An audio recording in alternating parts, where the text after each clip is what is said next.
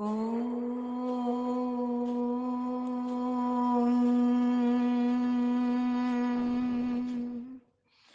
शान्ति। सत्यं शिवं सुंदरम सतचित आनंद स्वरूप सतश्री अकाल मूरत सदाशिव परम पिता परमात्मा ज्ञान सागर उस परम पिता परमात्मा की प्यारी संतान है। प्यारे भाइयों तथा बहनों, आज का मंथन प्रस्तुत है।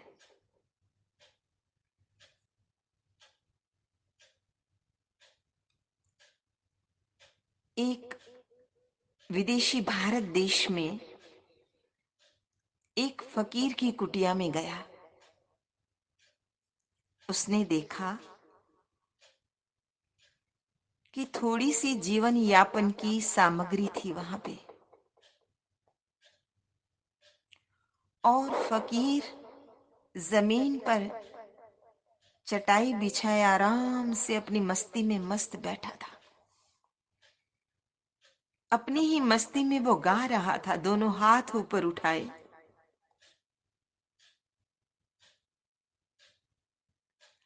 जगत के रंग क्या देखूं, तेरा दीदार काफी है। जगत के रंग क्या देखूं, तेरा दीदार काफी है। करूं मैं प्यार किस किस से, तेरा एक प्यार काफी है। झूठी महफिले सारी तमाशे हैं सभी झूठे। झूठी महफिले सारी तमाशे हैं सभी झूठे। तेरा ही नूर एक देखूं, यही चमकार काफी है। जगत के रंग क्या देखूं, तेरा दीदार काफी है। तो उस विदेशी ने जब देखा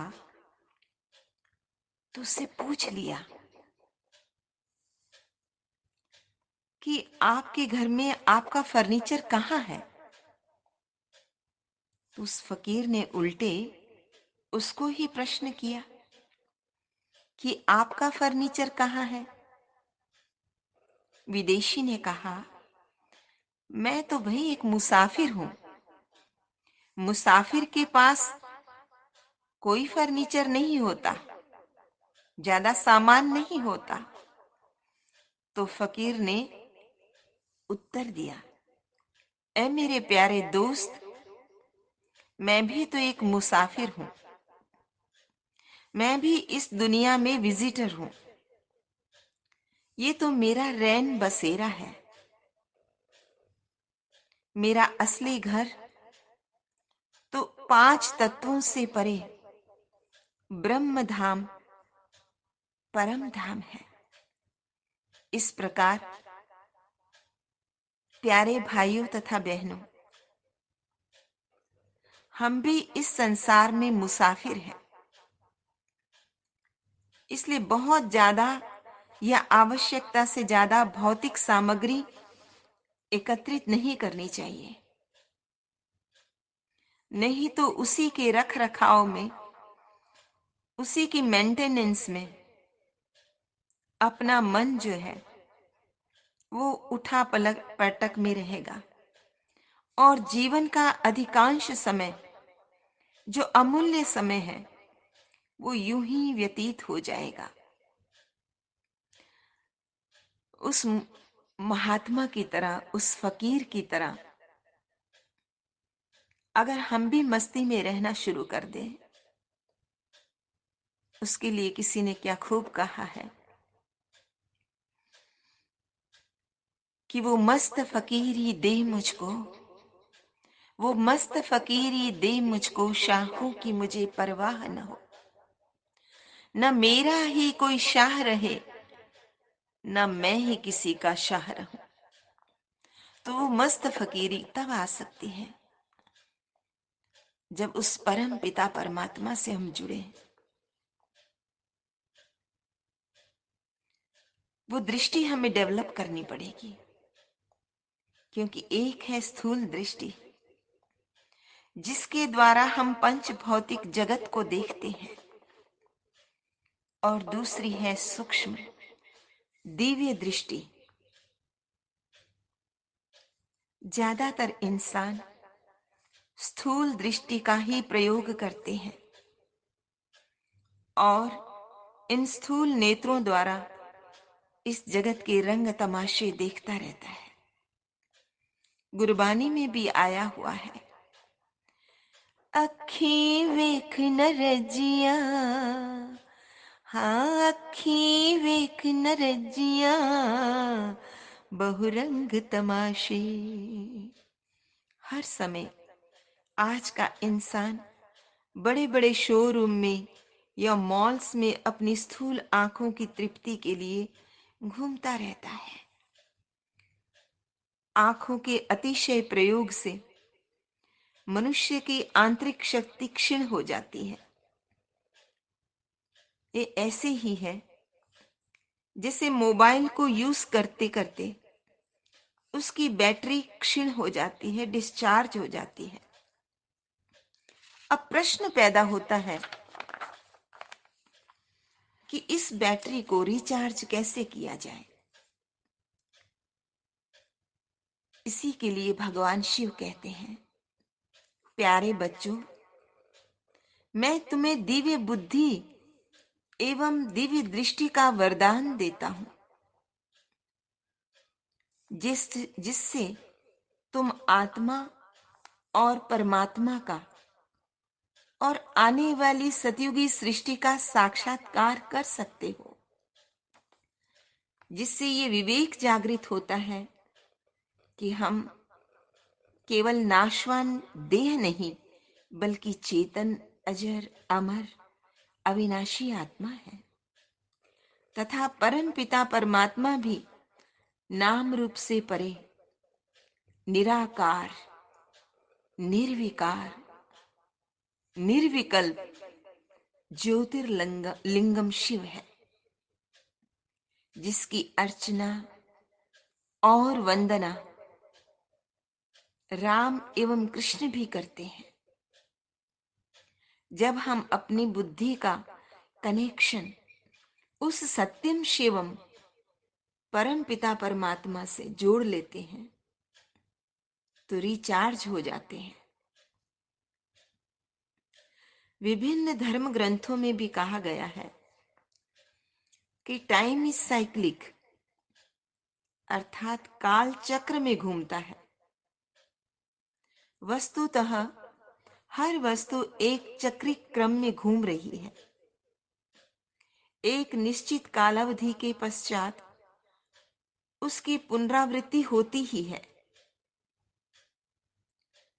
ज्योतिष के ग्रंथों में भी ये कहा गया है कि हर घटना का देश और काल, ये टाइम और प्लेस पूर्व निर्धारित है और इसी आधार से उनकी प्रेडिक्शन भी होती है।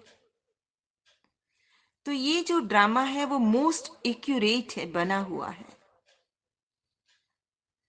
जो लॉ ऑफ कर्मास पर आधारित है, अर्थात जैसा कर्म हम करेंगे वैसा फल हमें मिलेगा ही। इसीलिए कहा गया है कि as you sow so shall you reap. जैसा आप बीज बोएंगे, कर्मों का बीज जैसा बोएंगे, वैसे आप फल की फसल को काटेंगे। तो ये सारी दुनिया कार्य और कारण की श्रृंखला से जुड़ी हुई है। इसलिए हमें बड़ा सोच समझकर अपना कर्म करना चाहिए। यह कर्म करने की आवश्यकता है, क्योंकि जैसा कर्म हम करेंगे वैसा फल तो मिलना ही है। इसलिए शरीर निर्वाह अर्थ कर्म करते हुए भी कर्म के बंधन से न्यारा रहने के लिए एक परम पिता परमात्मा की याद में रहना आवश्यक है। कर्म योगी बनकर कार्य करना है।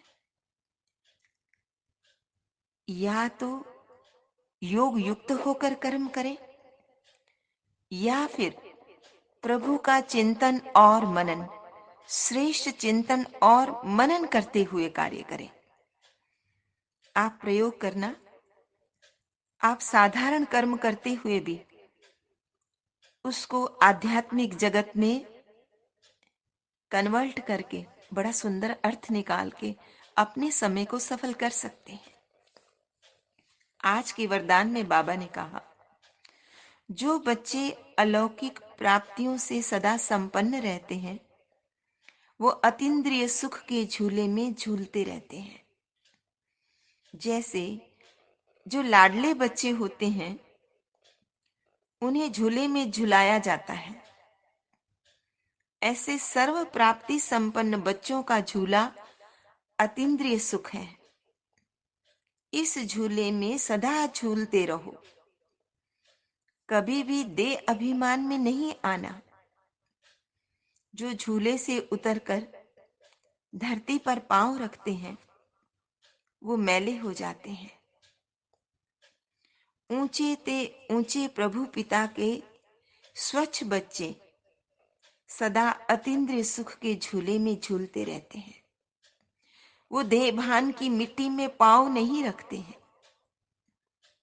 तो हमें सावधान रहना है कि मिट्टी में पांव नहीं रखना है। अपनी बुद्धि को देह के भान में नहीं लाना है। आज की स्लोगन में भी बाबा ने कहा कि दुनिया में अनेक प्रकार के लोग हैं और वो अनेक प्रकार का त्याग भी करते हैं, लेकिन त्याग करने के पश्चात वो अन्य लोगों के सामने अपने त्याग का गायन करते रहते हैं। उन्हें उस त्याग का अभिमान हो जाता है।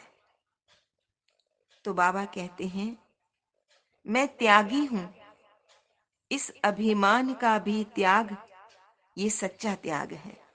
तो त्याग का भी त्याग कर देना है। अच्छा, मीठे मीठे सिकिल दे बच्चों प्रति माता पिता बाप दादा का याद प्यार और गुड मॉर्निंग।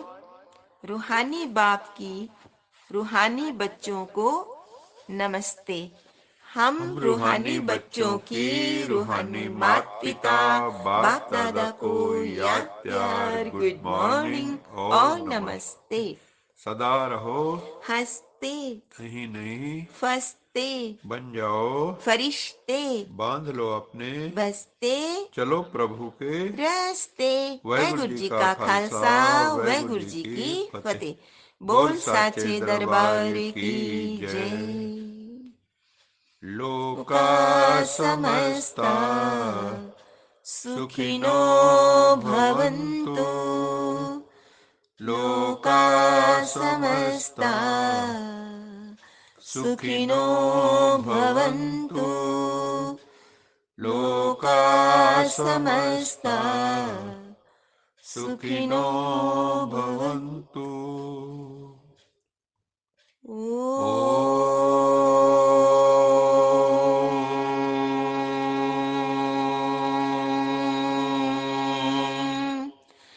शांति